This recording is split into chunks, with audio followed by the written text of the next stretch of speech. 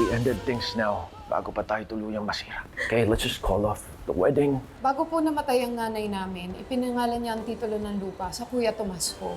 Kaya iginigiit ni Kuya Tomas na siya lang ang may karapatan sa lupa na to. You swear na hindi mo na ako magdududahan and that you won't ever let anyone come between us again, kahit pa yung kapatid mong si Lilet. Ngayong nasira na natin si Lilet kay Era, magagawa mo na ang plano mo magpakasal kay Era. Gagawin ko po ang lahat para magkaayos kami ng kapatid ko. Para matupad ko po yung pangako ko sa inyo na magkakasundo kami.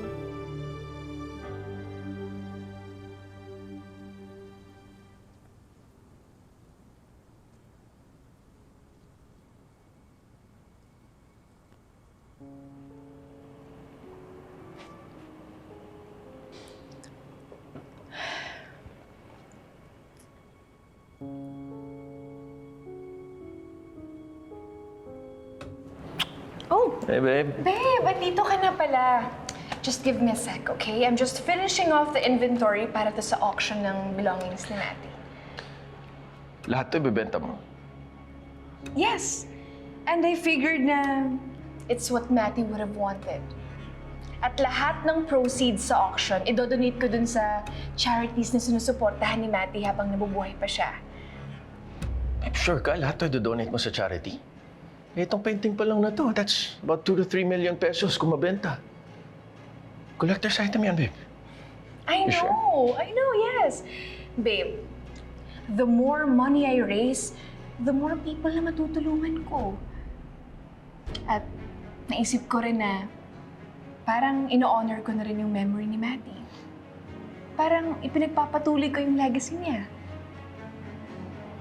Don't you think so? Yeah. That's great. Wait.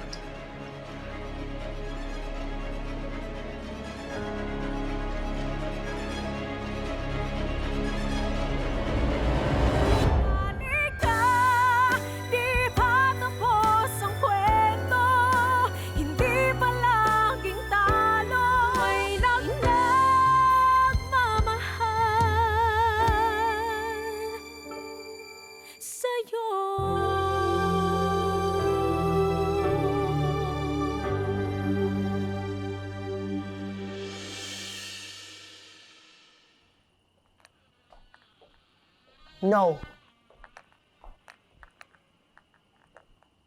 No, Renan. I've given you enough time already. Wala na akong extension pa na maaaring ibigay sa'yo. Kailangan mo nang mabayaran yung utang mo sa akin. Look, you don't need to rush me, Patricia. Di ko naman tinatakbuhan yung utang ko sa'yo eh. It's just that I owe other people money too. Okay? Nagkasabay-sabay lang talaga lahat na naniningil sa akin eh. Hindi ko alam. Hindi na ako maganda o gaga kung sino unahin ko. But I'll pay you. Okay? You know what? I really don't care kung marami kang utang at kung sino-sino pa yung pinagkakautangan mo. Alam mo, kailangan mo nang maibalik yung pera ko sa account namin ni Ramir. Dahil pag nakita yun ni Ramir, baka lalo akong pagdudahan at paimbestigahan na ako. Hey, would you relax? Please? Mas lalong magdududa si Ramir sa'yo kung masyado kang paranoid. Hala. Anong gusto mo? Hayaan na lang na tumunganga ako at walang gawin? Hintayin ko na lang na madiskubre ni Ramir lahat ng sekreto natin, eh masisira tayo niyan at makukulong tayong dalawa. Kaya utang na daw. Pwede ba? Bilis-bilisan mo yung panghuhut-hut mo ng pera kay Era nang mabayaran mo na ako. Huwag kang mag-alala. May naisip na akong paraan kung paano ko mapapabilis ang pagkuha ng pera ni Era. Really? How are you planning to do that? Just trust me. I know what I'm doing.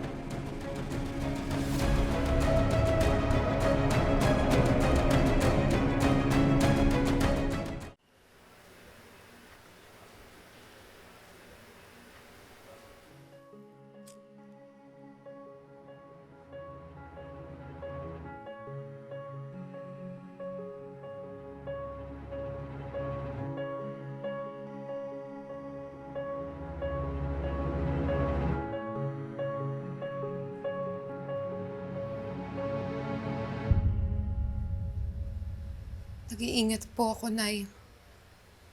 Nakikinig ako kay Attorney Lilet Matias.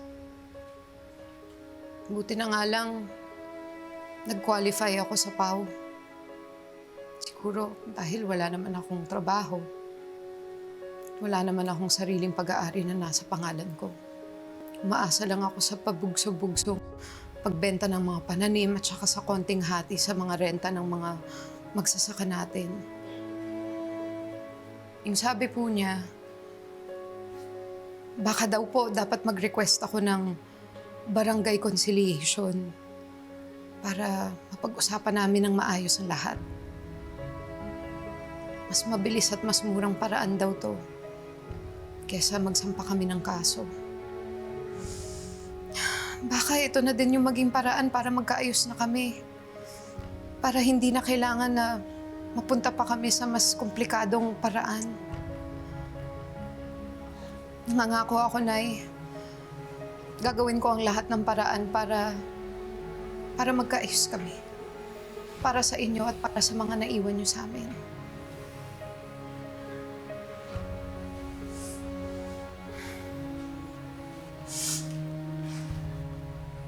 Kuya, hindi ko ini-expect na darating kayo. Kumain na ba kayo? Ipaghahain ko kayo. Mia, wag na. Hindi rin kami magtatagal. Nagpunta lang kami ni Kuya kasi may gusto kaming sabihin sa'yo. Ano yun, Kuya? Nakuusap ko na yung buyer ng lupa.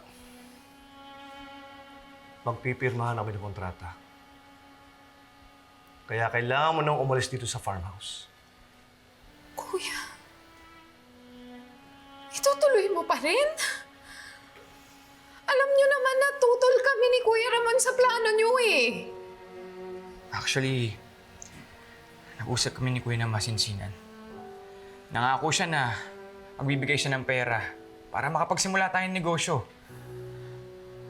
Kaya okay na sa akin na matuloy ang bentahan ng lupa. Ang bilis mo naman bumalimbing, Kuya Ramon. Sinuhulan ka lang, pumayag ka na agad? Hindi niyo ba naisip na maliit na halaga lang ang ibibigay ni Kuya Tomas sa atin? Kumpara dun sa parte ng lupa na dapat talaga mapunta sa atin. Tayong tatlo dapat ang nagdedesisyon kung ibibenta ba natin ang lupa o hindi. Hindi niya dapat sinusolo yon. Ako lang ang may karapatan sa lupang to. Sa akin lang gusto mapunta ni nanay. Kaya bago siya namatay, inilipat niya sa pangalan ko ang titulo ng lupa. Hindi ako naniniwala na ayaw kaming pamanahan ni Nanay. Alam ni nanay, kapag binenta ang lupa, lulustayin niyo lang mga parte niyo. Uubusin lang ni Ramon ang pera sa pambabay niya.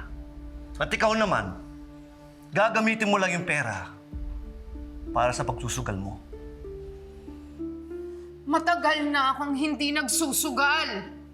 At alam din na yon dahil nung panahon na malubha na siya, ako lang yung nandito at inaalagaan siya. So feeling mo, dahil inalagaan mo ang nanay, may makuha ka? Huwag mo isumbat yun. Baka nakakalimutan mo. Ako lahat ang sumagot sa pagpapa-hospital ni nanay. Nagpapadala ko ng pera para sa mga gamot niya. So sa ating tatlo, ako ang may pinakamalaking nagawa kay nanay. Kaya sa akin na gusto ipamana ng lupa.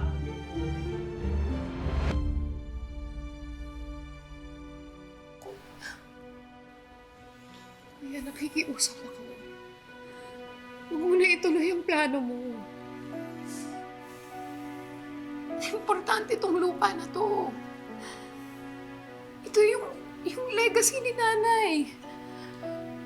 Yung matulungan niya yung mga trabahador at saka yung mga magsasaka natin. Kapag nawala ang lupa, Kuya, maraming maaapektuhan. Kaya parang awa mo na. Parang awa mo na. Huwag mo na ibenta ang lupa.